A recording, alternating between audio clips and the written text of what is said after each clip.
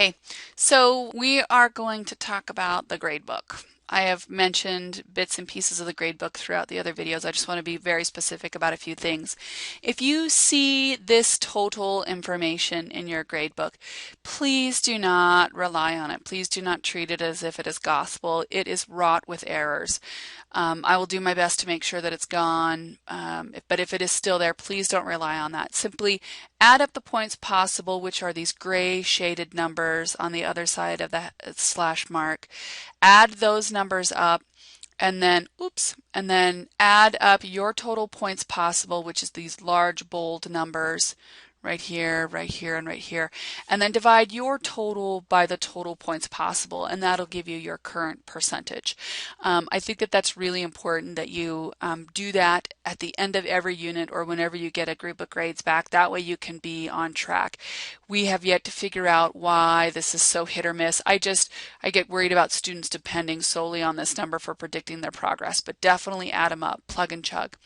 When you want to review a reading check, what you can do is you can click on that link. Since most of the reading checks you can complete twice, you'll actually see 2 grades here that you can review. Select that number. It'll provide you with the question that was asked. It'll indicate whether or not you got it correct or incorrect. Obviously, this indicates a correct answer, and this indicates an incorrect answer. And it'll provide you with the selected answer, the answer that you selected. Remember that I do not include correct answers or the right answers. It is my philosophy, and I use it in practice, that if I were to just give you the correct answer, you would focus on memorizing that, when what I want is I want you to use it as a teaching moment, and I want you to develop things like, so let's look at this question. Gallup survey suggests that the majority of adults in Canada and the United States believe that, right? What? Where would you find that information? There was reading assignment. Go back to the modules that you read for this reading check that is for credit. Go in and read that information. Why is this answer wrong? Okay, so you don't make that same choice again. And then list out what might be some correct answers. That's the best way to go. Up here, it lets you know what your time, how long it went, your score, whether it was completed, when you started it, when it was submitted, which assessment it is. Very, very helpful information.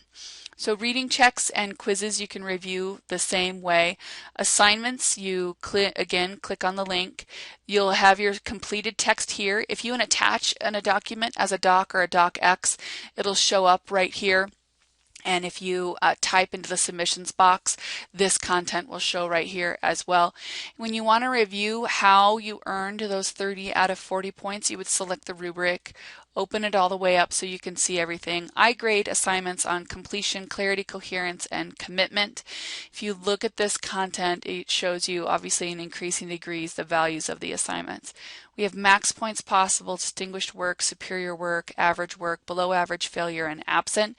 This is how the university breaks down our scale. This is C, B, A, and then 100%, and this is 60%, 50%, and then below 50%. That's how the grade breaks down. If there are any comments for you, if you score average and to the right or average and above, I will provide you with no feedback. If you score average and below, I will provide you with feedback and to help you at least reach that average score. If you earned an average score and you want to start doing better than average, all you have to do is review the content to the right of the value that was chosen for you on that assessment and work on those things. Provide more details, make sure that they're thorough and effective.